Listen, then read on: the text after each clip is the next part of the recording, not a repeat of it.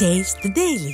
ஐயப்பன் மக்களை காப்போம், தமிழகத்தை மீட்போம், புரட்சி தமிழுடைய எழுச்சி பயணத்திலே நாமக்கல் மாவட்டம் நாமக்கல் சட்டமன்ற தொகுதியிலே திரண்டிருக்கக்கூடிய பல்லாயிரக்கணக்கான மக்கள் மத்தியிலே அனைத்திந்திய அண்ணா திராவிட முன்னேற்ற கழகத்துடைய பொதுச் செயலாளர் புரட்சி தமிழர் எடப்பாடி கே பழனிசாமி அவர்கள் 61வது நாளாக 171வது தொகுதியாக நாமக்கல் சட்டமன்ற தொகுதியிலே எழுச்சி உரை ஆற்றுவதற்காக வருகை தந்து கொண்டிருக்கிறார்கள். பல்லாயிரக்கணக்கான பொதுமக்களும் அதே போன்று கூட்டணி கட்சியைச் சேர்ந்த நிர்வாகிகளும் கொடியுடனும் இரட்டை இலை சின்னத்துடனும் மலர்களை தூவியும் உற்சாகமான ஒரு வரவேற்புரை அனைத்திந்திய அண்ணா திராவிட முன்னேற்ற கழகத்துடைய பொதுச் செயலாளர் புரட்சி தமிழர் எடப்பாடி கே பழனிசாமி அவர்களுக்கு வழங்கி கொண்டிருக்கிறார்கள்.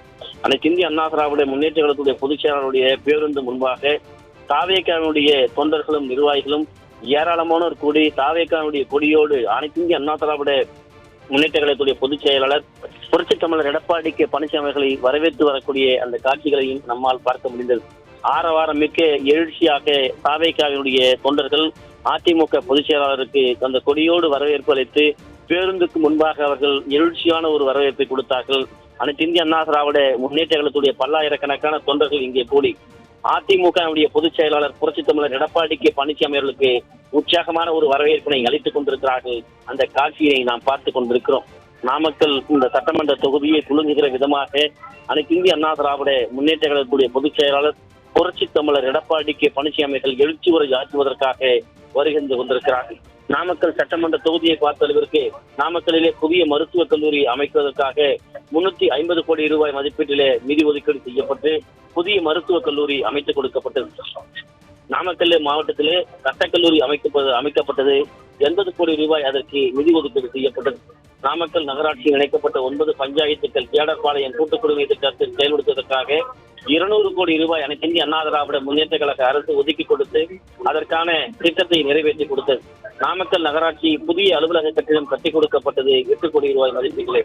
வாடகை கட்டிடங்களில் இயங்கி வந்த அரசு துறை அலுவலகங்கள் ஆட்சியர் அலுவலக வளாகத்திலே புதிய கூடுதல் கட்டிடங்கள் கட்டிக் கொடுப்பதற்காக 14.60 கோடி ரூபாய் கழக அரசு ஒதுக்கியது. நாமக்கல் அரசு தலைமை மருத்துவமனை மருத்துவ உபகரணங்கள் வழங்க 8.50 கோடி ரூபாய் நிதி ஒதுக்கீடு செய்யப்பட்டது. திருச்சி சாலையில் இருக்கக்கூடிய மருத்துவ அறிவியல் கல்லூரி ஆராய்ச்சி புதிய உபகரணங்கள் வழங்க 2.50 கோடி ரூபாய் நிதி ஒதுக்கீடு செய்யப்பட்டது. நாமக்கல் பல்நோக்கு உள்விளையாட்டு அரங்கம் அமைக்கப்பட்டது. நாமக்கல் முதல் திருச்செங்கோடு வரை புதிய சாலை 135 கோடி ரூபாய் மதிப்பீட்டிலே அமைத்துக் கொடுக்கப்பட்டது. நாமக்கல் சேலம் அதாவது முதலைப்பட்டி புதூர் முதல் 17 வரையிலான சாலை அமைக்கப்பட்டு சுமார் 17.20 கோடி ரூபாய் மதிப்பீட்டிலே அமைத்துக் கொடுக்கப்பட்டது. நாமக்கல் துறையூர் சாலை அதாவது கெசவம்பட்டி பேருந்து நிறுத்தம் முதல் கூலிப்பட்டி வரை சுமார் 13.35 கோடி ரூபாய் மதிப்பீட்டிலே சாலை அமைத்துக் கொடுக்கப்பட்டது. நாமக்கல் முதல் மோகனூர் வரை சாலை அமைத்துக் கொடுக்கப்பட்டது 65 கோடி ரூபாய் மதிப்பீட்டிலே. மோகனூரை தலைமையிடமாக கொண்டு புதிய தாலுகா அலுவலகம் கொண்டு வரப்பட்டது. மோகனூர் சக்கர ஆலை பாலிடெக்னிக் புதிய கட்டிடங்கள் கட்டிக் கொடுக்கப்பட்டது 19 கோடி ரூபாய் மதிப்பீட்டிலே. மோகனூர் ராஜவாய்க்கால் புனரமைக்க 184 கோடி ரூபாய் மதிப்பீடு ஒதுக்கீடு செய்யப்பட்டு அந்த புனரமைப்பு பணிகள் செய்து கொடுக்கப்பட்டது. புஞ்சை புகழேரியிலே 406.5 கோடி ரூபாய் மதிப்பீட்டிலே கதவணை அமைக்க அதிமுக ஆட்சி காலத்தில் அரசாணை வெளியிடப்பட்டது. அதாவது அனிச்சம்பாளையம் பரமத்தி வேலூர் புஞ்சை புகழூரிடையே இது அமைக்க கொடுக்கப்பட்டு அந்த மக்கள் மிகப்பெரிய அளவிலே பயனடைந்து இருக்கிறார்கள். அரசு தலைமை மருத்துவ பல இடத்திலே புதிய குழுவுடன் இயங்கி வர நடவடிக்கை எடுக்க வேண்டும் என்ற கோரிக்கை வைத்து இந்த திமுக அரசு 4.5 ஆண்டுகளாக செவிசாய்க்கவில்லை என்கிற வேதனை இந்த மக்களிடத்திலே இருக்கிறது. நாமக்கல் பேருந்து நிலையத்திற்குள் புதிய பேருந்துக்கு வந்து செல்ல நடவடிக்கை எடுக்கப்படும் கண்துடைப்பிற்காக எதிர்க்கட்சி தலைவர் அதிமுக பொதுச் செயலாளர் வருகிறார் என்கிற இந்த நிலையிலே பேருந்துகள் இங்கே விடப்பட்டிருப்பதாகவும் குறுகிய நாட்களுக்கு மட்டுமே தற்போது இயக்கி கண்துடைப்பு நாடகத்தை அரங்கேற்றி இருப்பதாக குற்றச்சாட்டு முன்வைக்கப்பட்டிருக்கிறது. நாமக்கல் கால்நடை பல்கலைக்கழகத்திற்கு சொந்தமான இடத்திலே தோல் பதனக்கூடிய தொழிற்சாலை சிறை வளாகம் அமைப்பதற்கான முயற்சிகள் திமுக அரசு நிறுத்தி வைத்திருக்கிறது. அதனை செயல்படுத்தி கொடுக்க வேண்டும் என்கிற எதிர்பார்ப்பு இந்த சட்டமன்ற தொகுதியிலே இருக்கக்கூடிய மக்களிடத்தில் இருக்கிறது. அதே போன்று திருச்சி சாலையில் இயங்கி வரக்கூடிய அந்த கால்நடை மருத்துவருக்கு தற்போது மோகனூர் கால்நடை பல்கலைக்கழகத்திற்கு அருகிலே மாற்றம் செய்யப்பட்டிருக்கிறது. அதை மீண்டும் திருச்சி சாலைக்கு மாற்றி அமைக்க வேண்டும் என்கிற கோரிக்கை இருக்கிறது. மோகனூர் தாலுகாவிலே வளையம்பட்டி புதுப்பட்டி அரூர் பகுதியில் சிப்காட் அமைக்கும் முயற்சி விவசாயிகள் பொதுமக்கள் கோரிக்கைக்கு ஏற்ப நிறுத்தப்பட வேண்டும் என்கிற கோரிக்கை அந்த மக்களிடத்தில் இருக்கிறது. நாமக்கல் ரிங் ரோடு அமைக்க அதிமுக ஆட்சி காலத்திலே பூர்வாங்க பணிகள் நடைபெற்றது. ஆனால் திமுக அரசு கிடப்பிலே போட்டிருக்கிறது. நாமக்கல் சட்டமன்ற தொகுதியை குலுங்குகிற விதமாக அனைத்து இந்திய அண்ணா திராவிட முன்னேற்ற கழகத்துடைய பொதுச் செயலாளர் புரட்சி தமிழர் எடப்பாடி பழனிசாமி அவர்களுக்கு முளைப்பாரிகளை கையில் ஏந்தி பல்லாயிரக்கணக்கான பெண்கள் உற்சாக வரவேற்பு அளித்துக் கொண்டிருக்கிறார்கள்.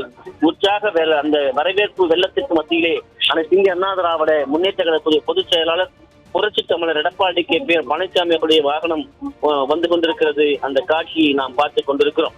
அனைத்து இந்திய அண்ணா திராவிட முன்னேற்ற கழகத்துடைய பல்லாயிரக்கணக்கான தொண்டர்களும் கூட்டணி கட்சியைச் சேர்ந்த பல்லாயிரக்கணக்கான தொண்டர்களும் இங்கே குழுமி இந்த வரவேற்பை அளித்துக் கொண்டிருக்கிறார்கள். செல்லுகிற இடங்களெல்லாம் அனைத்து இந்திய அண்ணா திராவிட முன்னேற்ற கழக ஆட்சி காலத்தில் நிறைவேற்றப்பட்ட மக்கள் நல திட்டங்கள் மக்கள் பயனடைந்திருக்கிறார்கள். ஆனால் அரசியல் காழ்ப்புணர்ச்சியோடு நிறுத்தப்பட்டிருக்கிறது. அதிமுக ஆட்சி 2026 அரியணை ஏற வேண்டும், எழுச்சியோடு இன்னைக்கு தமிழகம் மீண்டும் அதிமுக அரியணையில் அமர வேண்டும் என்கிற அந்த எழுச்சி வரவேற்பு இங்கே பார்க்க முடிகிறது. நாமக்கல் மாவட்ட சட்டமன்ற தொகுதியை குலுங்குகிற விதமாக நாமக்கல் சட்டமன்ற தொகுதி அனைத்து இந்திய அண்ணா திராவிட முன்னேற்ற கழகத்தினுடைய எஃகு கோட்டை என்பதை நிரூபிக்கும் விதமாக இந்த பல்லாயிரக்கணக்கான மக்களுடைய வெள்ளத்திலே அதிமுக பொதுச் செயலாளர் புரட்சி தமிழர் எடப்பாடி பழனிசாமியுடைய வாகனம் வருகின்ற கொண்டிருக்கிறது. அந்த பல்லாயிரக்கணக்கான மக்கள் மத்தியிலே அதிமுக பொதுச் செயலாளர் புரட்சி தமிழர் எடப்பாடி பழனிசாமி அவர்கள் எழுச்சி உரை ஆற்றவிருக்கிறார். மக்களுக்காக அதிமுக ஆட்சியிலே கொண்டு வரப்பட்ட திட்டங்களை எப்படியெல்லாம் அரசியல் காழ்ப்புணர்ச்சியோடு திமுக அரசு முடக்கி வைத்திருக்கிறது, நிறுத்தி வைத்திருக்கிறது, மக்களுக்கு செய்யாமல் அதனை பயனற்று போக செய்திருக்கிறது, மீட்டு போக செய்திருக்கிறது. 2026 அனைத்து இந்திய அண்ணா திராவிட முன்னேற்ற கழக அரசு அதனை நிறைவேற்றி கொடுக்கும் என்கிற வாக்குறுதி அளிப்பதற்காக அதிமுக பொதுச் செயலாளர் புரட்சி தமிழர் எடப்பாடி பழனிசாமி அவர்கள் வருகிறது கொண்டிருக்கிறார்கள். அந்த காட்சியை நாம் பார்த்துக் கொண்டிருக்கிறோம். அனைத்து இந்திய அண்ணா திராவிட முன்னேற்ற கழகம் என்கிற மக்கள் இயக்கம் 2.5 கோடி தொண்டர்களை கொண்ட இயக்கம்.